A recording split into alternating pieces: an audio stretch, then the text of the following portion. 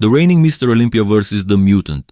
Derek Lunsford at his peak from the 2025 Arnold Classic takes on Nick Walker at his absolute best from the recent 2026 Tampa Pro. 8 mandatory poses, 1 winner. But first, let's eliminate the distracting backgrounds and put both athletes on the same stage to create the fairest comparison possible. Let's get started. Front double biceps, and this is an overall flow pose. The athlete needs to display muscularity and conditioning, of course, but nowadays the biggest emphasis in the IFBB is on aesthetics.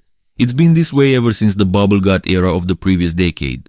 The judges made it very clear how important a tight midsection and an aesthetic structure really are.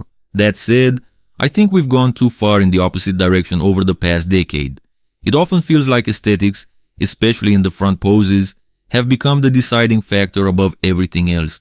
We've seen bodybuilders with worse conditioning, less detail, and less fullness win these poses simply because they have a tighter waist. The same thing happened in the Behrus versus James comparison, which I haven't had the chance to review yet. If you'd like to see my take on that matchup, let me know down in the comments. Back to this comparison, it's obvious that Derek is the more aesthetic bodybuilder. His waist is noticeably smaller, and combined with his wider lat flare, it creates a much stronger V-taper. But that's where Derek's advantages end. If we look beyond the waist, Nick is actually winning almost everything else in this pose. First, the arms. This is still called the front double biceps. And while the entire physique is being judged, the biceps should still matter. Nick clearly has the superior arms. Then we move to the legs. Derek does a great job using his abductors to create the illusion of comparable quad sweep, and credit to him because it's an effective presentation technique. But when you look at the actual leg development, Nick simply has the better legs. Nick is also ahead in overall muscularity, as well as conditioning and muscle detail, especially in the upper body. And while his waist is obviously much wider, it's completely under control, which is all we should expect from someone with his genetic structure.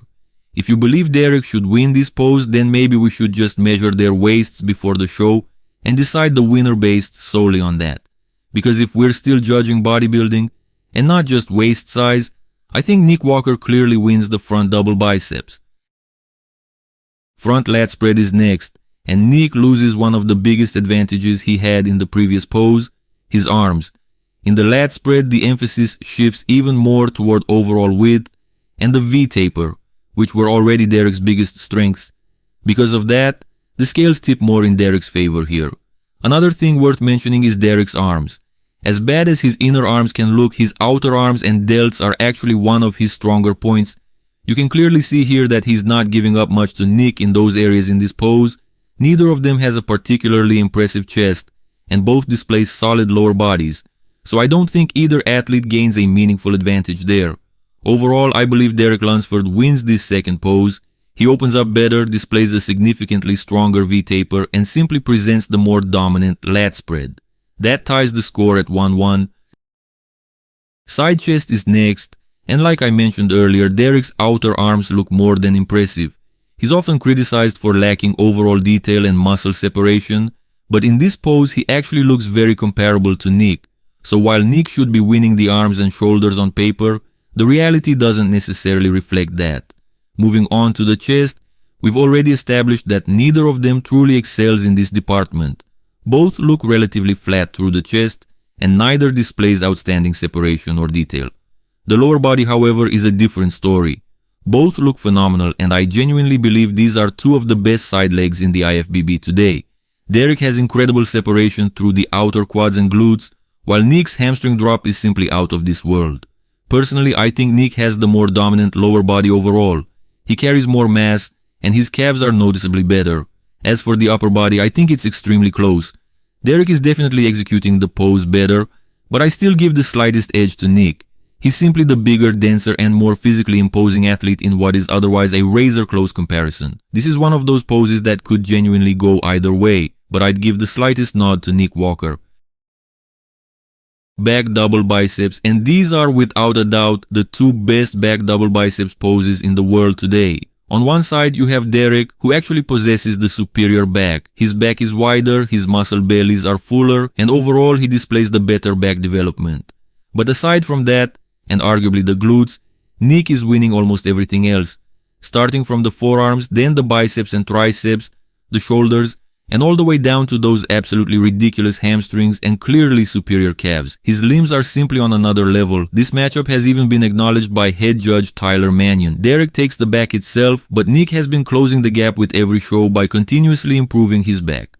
At the same time, everything surrounding the back still belongs to the mutant, making the back double biceps as a complete pose more impressive in his favor.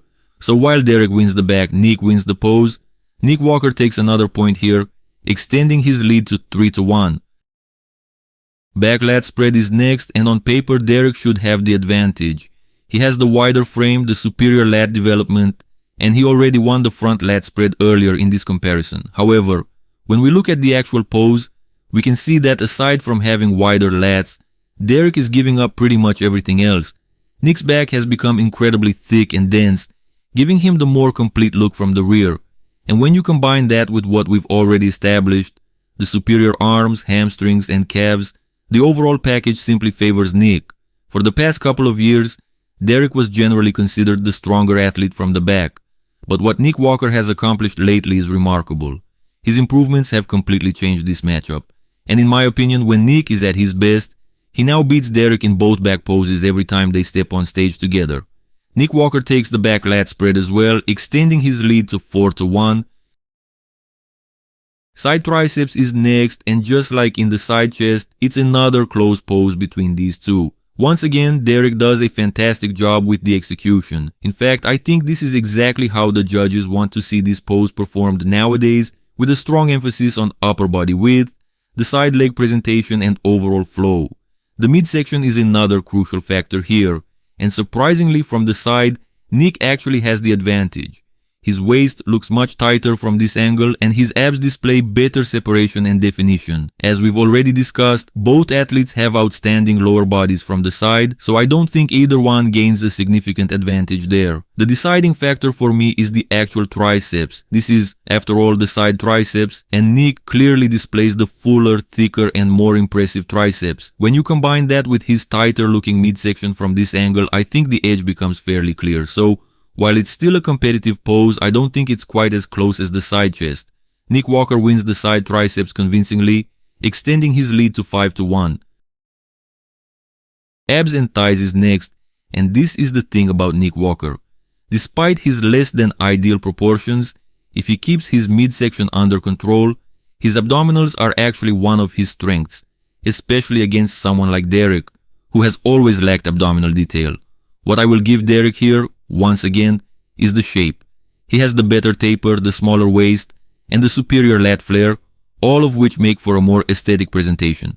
But beyond that, I think everything else belongs to Nick, even the arms. And yes, I know that might sound strange in an abs and thighs pose, but Tyler Mannion has made it clear that the judges are still evaluating the arms here as part of the overall physique. Then there's the actual focus of the pose. Nick wins the abs portion with noticeably better separation and definition, and he also wins the thighs thanks to his greater size, sweep, and overall leg development. So for me, Nick Walker wins the abs and thighs, extending his lead to 6-1, if you can believe it. Last but not least, we have the most muscular, which is arguably one of Nick's strongest poses and one of Derek's weakest. Now, Derek's outer arms are still more impressive than people give him credit for, but this is the pose where his lack of detail and muscle separation becomes impossible to ignore. It's almost as if his front delts and pecs blend into the same muscle group, because there's just not enough separation between them. On top of that, Nick is simply the bigger athlete. He has more upper body mass, more lower body mass, and he's also the better conditioned competitor. This is by far the biggest mismatch of the entire comparison. There's really no debate here. Nick Walker wins the most muscular decisively, bringing the final score to 7-1 over the reigning Mr. Olympia at his best. This shouldn't surprise any of you because in my opinion, Nick Walker is the best bodybuilder in the world when we're talking purely about bodybuilding. If you want to prioritize aesthetics, tiny waists, and structure above everything else, then of course there are other contenders. Nick and Derek have shared the stage 3 times so far, at the 2022 Mr. Olympia, the 2025 Pittsburgh Pro, and the 2025 Mr. Olympia. Every single time Derek finished ahead of Nick, and every single time I believe it was the wrong call. I hope this comparison shows exactly why. When Nick Walker is at his best and keeps his midsection under control, I honestly don't think there should be much debate over who's the better bodybuilder between these two.